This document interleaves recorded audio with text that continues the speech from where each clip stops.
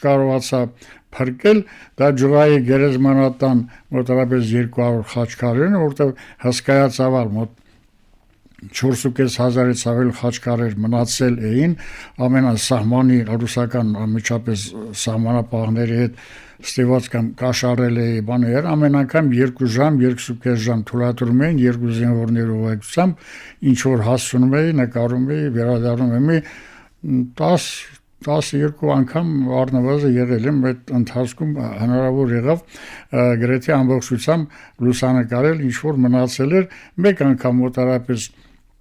200-ի չափ խաչքարեր մնացել էին որ գնացի դա վերջնական որ լուսանկարել այդ օրը չնկատեցի թե ինչպես ադրբեջանական պետանվտանգության աշխատակիցները մոտեցան ինձ էլ հնարավոր չեղավ բաները ժապավեններս թաքցնել որտեվ առիթներ են եղել նույնիսկ մեկ անգամ առիթ եղավ տեսա որ մոտենում են թաքցրեցի փաթաթեցի խաչքարերից մեկի տակ քարերով բաներով ծածկեցի եկան ասի նախնիները ստեղից են եղել բան էդ են դա եմ նայում տեսնեմ կարող եմ գտնել իրենց տապանակարը եւ այլ այդպես մի կերպ խույս տվեցիք բայց վերադարձից հետո մեկ շաբաթ հետո նորից գնացի մտածում էի որ անձրև չլինի անձրև չկա որտեղ թեքադիր այդ գերեզմանատունը կարող է վնասվել բաները փառք Աստծո հետո որ գնացի լավ էր ոչինչ չէր եղել այդ 200 խաչքարերը որոնք տեղում ձերբակալեցին արդեն նույնիսկ սահմանապահների հրամանատարի վրա պես ջղայնացել էին թե ինչ է թույլատրել եւ այլ Հանավեզան որ բռնեցին ձեզ բացատրեցիք իրենց ինչ ասացիք եւ արդյոք պատիժ կրեցիք Չէ, ամեն անգամ ստիված եմ եղել, գիտեք ինչ, եթե այս գյուղում ասենք հաջողվել է լուսանկարել կամ բան եմ արել, հաջորդ գյուղը մի 5 կիլոմետր հեռավորության վրա որ պետք է այդտեղ գնայի, ավելի հեշտ չէի գնում, որովհետև ասում էի դե նախնիները ստեղից են եղել, չեմ պատահական, ինչ են, այնպես նկարել եմ իմ համար որտեղ հաջորդ տեղում էլ եթե տեսնեին, ուրեմն մտածեին, որ մտադրված ծրագրով աշխատում ես։ Ստիպված թողնում էի շրջանից գնում էի մեկ ուրիշ շրջան։ Եվ այդպես տարբեր բաներով Իսկ որ ձերբակալում էին, պահում էին երկար կամ ինչ պատիժ էին։ Ձերբակալում էին, որտեղ բարեբախտաբար որ մինչև ձերբակալել, ասենք ես նաև ունեի ապարատներից մեկում մի քանի կադր ընդհանուր բնության կադրեր, բաներ եւ այլ այդպիսի բաներ տանում ձերբակալում իրենց այդ կեղտոտ պատվալներում բանում մինչև որ հայտածում էին այդ բաները ժապավենը տեսնում են որ բան չկա այս կողմենքում տուգանում էին կամ էլ կաշառքով գումար է իրենց տալիս եւ այլ Բանը այնպեսի բաներ եք պատմում որ վաղեմության ժամկետ բան ունեն հետևանք չունենա Այո դա այդպեսին էր եղավ եւ ասեմ բոլոր հատարակած այդ նյութերը որոնք հավաքել եմ Նախիջևանի Իսկ դա փաստորեն հրատարակության են ներկայացվել 80-ից 100%-ով նոր նյութեր են եղել։ Իսկ այսօր ձեր արձանագրած, ձեր ունեցած այդ ամբողջ հարստության, եթե հետևում եք Ադրբեջանին, գիտեք, որ մասն է մնացել Նախիջևանում։ Նախիջևան տարածքում այսօր ոչ մի հայկական հուշարձան հետ գոյություն չունի։ Բոլորը 98-2006 թվականներին պայթեցրել ինքնաթափ մեքենանով տեղափոխել, տեղերը մսկիթներ են կառուցել, շինարարություն են արել եւ այլ ոչ մի հետ գոյություն չունի, լրիվ ավերել են։ Եվ ասեմ որ իմ հրատարակած աշխատությունների, թե օտար, թե հայագետները նշել են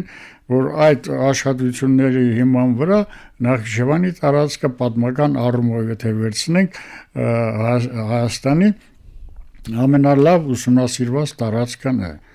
ցավոք սրտի այսօր այնտեղ ոչ հայ կա բնակչություն ոչ էլ հուշարձան իսկ այն աշխարհիկ հուշարձանները բերդեր կամուրջներ լրիվ աղավաղել վերագրում են լրիվ կամ հնագիտական հուշարձաններ երրորդ հազարամյակ երկրորդ հազարամյակ լրիվ վերագրում են իրենց որպես ադրբեջանական մշակույթի նմուշներ եւ այլ Ինչ տրամադրությամբ եկաք այսօր նորմալ լավ տրամադրությամբ բարեհաջող տրանսպորտով կարելի ասել Եվ պատրաստում ես հարցադրություն, աշխատենք դեպի անցյալը,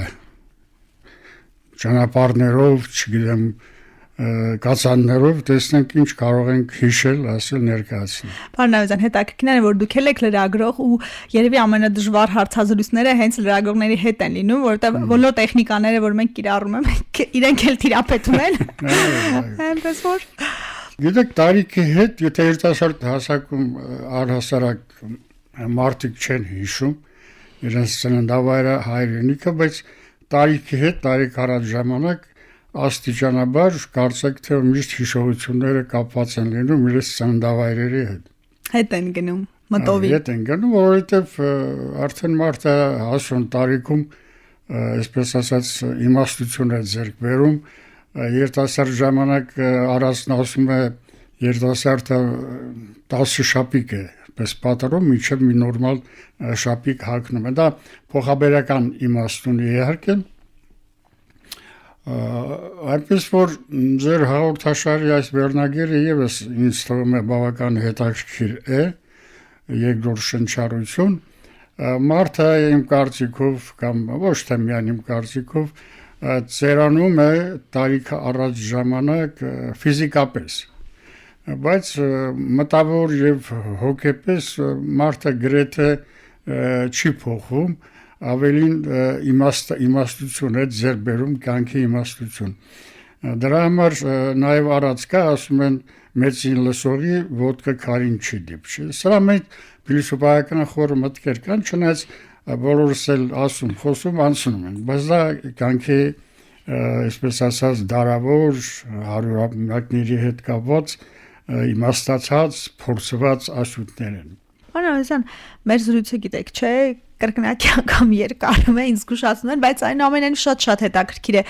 Դուք այսօր շատ վաստակած հանգստի մեջ եք, բայց ես գիտեմ, որ աշխատում եք, այսօր ձեր կյանքը, ձեր առօրյան ինչպես է անցնում եւ երբ եղավ ձեր երկրորդ շնչառությունը վերցնելու ժամանակը, թե դեռ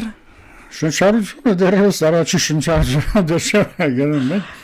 Ասեմ, որ այսօր էլ անցյալ տարի միայն ասեմ, որ 6 ծավալուն հատորներ եմ հրատարակ, միայն անցյալ տարի։ Հիմա էլ պատրաստի 3 հատորներ կան, պետք է ֆինանսներ գտնեմ այս տարի հրատարակման համար։ Բարեբախտաբար ասեմ, որ իմ հրատարակած ուսումնասիրած փաստագրած նյութերի գրեթե 90%-ը հնարավորություն է եղել հրատարակել։ Իհարկե, առաջի շրջանում առաջի գիրքելուց է տեսել 1978 թվականին շատ մեծ դժվարություններով, նաև հոդվածները, որ Հայաստանում գիտական ամսագրերում բանում տպագրում են, շատ մեծ դժվարություններ եղան, մարդիկ վախենում էին, թե Մոսկվան ինչ կասի եւ այլն,